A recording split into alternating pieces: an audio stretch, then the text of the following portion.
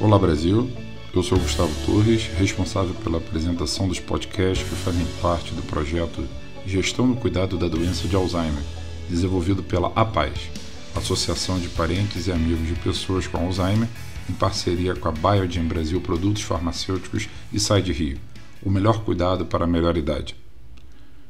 O podcast Alzheimer Demência Conhecer para Conviver se despede de vocês, ouvintes, com esse 14º episódio, trazendo a participação da psicóloga Dulcineia da Mata Ribeiro Monteiro para falar sobre finitude, vida e morte. Dulcineia, seja muito bem-vinda.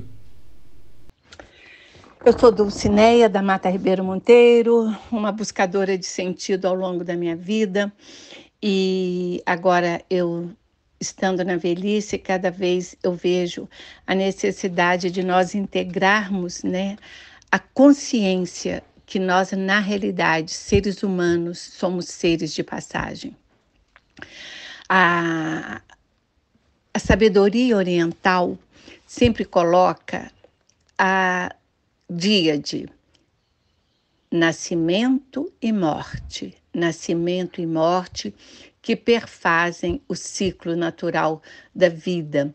E nascimento e morte são fatos naturais de todos os seres vivos, Porém, na nossa cultura ocidental, nós ficamos muito impregnados da díade, vida e morte, vida e morte. Então, isso é complicado, porque na realidade, a gente pensa que morreu, acabou para a vida. Não, a vida é uma grande interrogação que perfaz múltiplas explicações ao longo da história da humanidade, Mas no Gênesis, no mito do Gênesis, é muito legal, porque então quando conta a criação do ser humano, que ele sai do paraíso, foi porque ele escolheu comer a árvore do conhecimento do bem e do mal.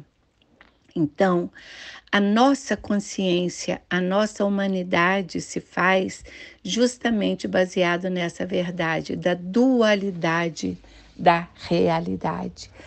Então, é sempre a consciência do bem e do mal, dia e noite, claro e escuro, nascimento e morte. Quer dizer, são díades que se fazem presente na vida de todos nós humanos. Mas diante da grandeza da vida, da grandeza do cosmos, Quem somos nós, humanos? Nós estamos sempre nos questionando sobre esse mistério da vida. E o ser humano, por essência, nós humanos, somos seres que buscamos sentido. Qual o sentido disso, Quem eu sou? De onde eu vim? Para onde eu vou? Então, essas perguntas fundamentais, elas acompanham a vida do ser humano desde que ele começa a tomar consciência de si, Então, essa busca de sentido, essa inquietude humana, esse anseio da alma, é o que se chama de espiritualidade. E quando nós falamos de espiritualidade, nós não estamos falando de nenhuma religião. Cada um vai ter a sua conexão, mas não importa. A melhor definição que eu já vi de espiritualidade foi essa, do Mircea Eliade. É a consciência de não ser mais que uma criatura. Nós somos criaturas, Nós não temos essa capacidade infinita de darmos resposta ao sentido de tudo. Nós somos buscadores. Dentro da nossa história, tem um filósofo muito antigo, um filósofo grego, que é de uma sabedoria infinda, porque ele é o filósofo da transformação. Tudo flui, nada é permanente, exceto a mudança. Quer dizer, a única coisa que permanece na nossa vida é que tudo muda, tudo muda. É muito bom nós olharmos para o céu e a gente ver aquele céu azul, de repente vem uma nuvem, de repente vem uma nuvem escura e de repente o tempo fica nublado e depois tudo muda. Vida é mudança. E tem um ditado que diz que quem não muda, dança. Quem não muda, dança. Então, a mudança, a aceitação da mudança, dos estágios da vida, né, dos encontros e das separações, das desilusões, né, da saúde e da doença. Então, a gente tem que estar preparado para isso. E tem também uma passagem muito bonita do Eclesiastes 3. O Eclesiastes 3 é: tudo tem o seu tempo debaixo do sol. Há tempo de nascer e tempo de morrer, há tempo de amar e tempo de odiar, há tempo de dar abraços e tempo de se afastar dele. Eu recomendo, quem não conhece o Eclesiastes 3, vá conhecer, porque é de uma sabedoria infinita para que nós possamos aceitar a verdade fundamental da vida, que nós somos seres de passagem, somos passantes, né? Então, a sabedoria maior é justamente essa, nos desapegarmos, aceitar que somos seres de passagem. E uma vez eu comentava um filme muito bonito que eu recomendo a vocês, Antes de Partir. E eu dizia o seguinte: é fundamental viver de mortes, né? As pessoas passam, os amores passam, tudo passa na vida. Para que a gente se desapegue, né? Viver de mortes, porque tudo vai deixando de existir a cada minuto, e que a gente possa morrer de vida. E esse filme, Antes de Partir, é fabuloso, porque quando eles tiveram um diagnóstico, né, de tantos meses de vida, aquele diagnóstico bem terminal, eles resolveram fazer o que eles queriam ainda fazer da vida. E então eles foram fazer uma grande viagem, conhecendo lugares que eles tinham vontade de conhecer. Então é isso aí, morrer de vida. E a sabedoria está muito ligada a um conceito muito trabalhado pelo filósofo Nietzsche, que dizia: amor fati, é amor àquilo que é, amor ao destino. Então é fundamental que a gente tenha essa sabedoria de deixar fluir, né? Que é o amor fati. É assim que é. O que eu posso fazer? Mas tem coisas que não dependem de mim. E Jung, né, Carlos Gustavo Jung, que é meu grande mestre, ele tinha uma verdade muito importante. Ele dizia: metade da verdade está aqui nas minhas mãos, mas a outra metade está nas mãos daquilo que é maior do que nós. Ele nem nomeia, ele fala daquilo que é maior do que nós, daquilo que nos ultrapassa.